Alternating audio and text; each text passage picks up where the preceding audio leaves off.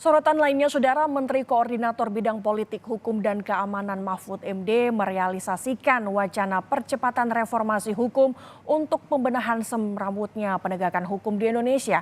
Apakah tim besutan oleh Menko Polhukam ini dapat menunjukkan taringnya? Pemerintah membentuk tim percepatan reformasi hukum untuk menetapkan strategi dan agenda prioritas, mengkoordinasikan antar kementerian dan lembaga, serta mengevaluasi agenda prioritas. Program ini mencakup reformasi lembaga peradilan dan penegakan hukum, reformasi hukum sektor agraria dan sumber daya alam, pencegahan dan pemberantasan korupsi, serta reformasi sektor peraturan perundang-undangan. Menko Polhukam menjelaskan bahwa tim besutannya akan menjadi perumus permasalahan hukum untuk menghasilkan saran berdasarkan kasus-kasus hukum yang bermasalah. Ini akan menghasilkan naskah akademik dan rekomendasi dari celah-celah hukum mana kasus-kasus seperti ini diselesaikan. Ya, misalnya ini harus diputihkan, yang ini diganti oleh negara, yang ini harus begini dan seterusnya, itu nanti rekomendasinya, karena kalau aturan hukum yang ada sekarang ini udah bagus dan lengkap, cuma macet di jalan. Sejumlah permasalahan hukum yang belum selesai di Indonesia seperti kasus pelanggaran HAM berat, mafia tanah, kejahatan luar biasa korupsi, dan polemik peraturan perundang-undangan hingga saat ini. Namun, hal tersebut membuat pembentukan tim percepatan reformasi hukum menuai pro dan kontra publik.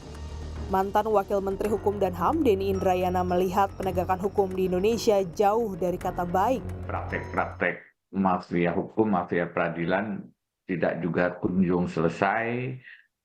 Sekarang hukum itu ditempatkan sebagai instrumen saja, alat saja untuk strategi pemenangan pemilihan umum baik pileg maupun pilpres di 2024. Jadi hukum betul-betul sedang kehilangan hak marwah dan martabatnya dalam kacamata saya.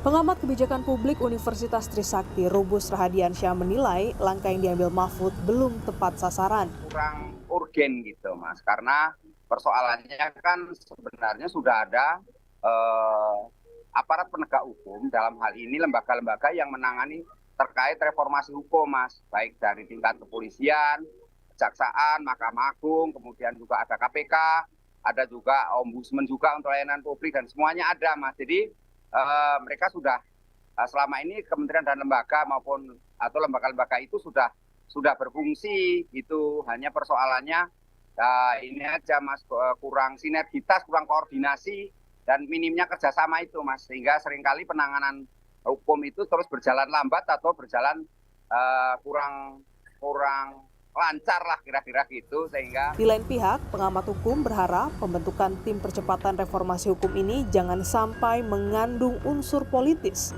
agar pemerintah semakin gamblang menegaskan kekuasaannya melalui ranah hukum.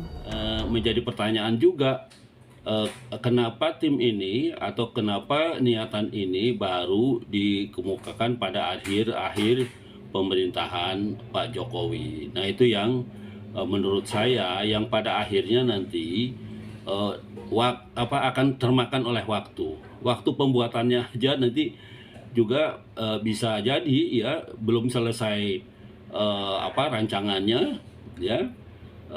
Pemerintahan sudah habis ya. Namun, Wakil Ketua Tim Percepatan Reformasi Hukum, Laude M. Syarif, tidak dapat memastikan efektivitas timnya. Saya tidak bisa menjamin ya, tetapi saya akan meminta.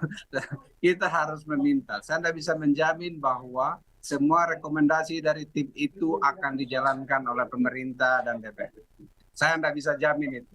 Apalah pangkat saya ini kan. Tapi kalau sudah ada di dalam prioritas kerja untuk reformasi dan kalau itu tidak dijalankan, ya itu adalah utang pemerintah sehingga masyarakat bisa meminta. Upaya pemerintah melalui Kemenko Polhukam untuk menuntaskan carut-marut hukum di Indonesia patut diapresiasi. Meski ada sejumlah pandangan, langkah yang diambil pemerintah ini untuk menghapus nokta merah hukum bisa saja menjadi hal yang sia-sia. Apakah tim yang digadang-gadang ini dapat menunjukkan taringnya dan mencabik-cabik tabir kelam hukum di Indonesia? Tim Liputan, Kompas TV.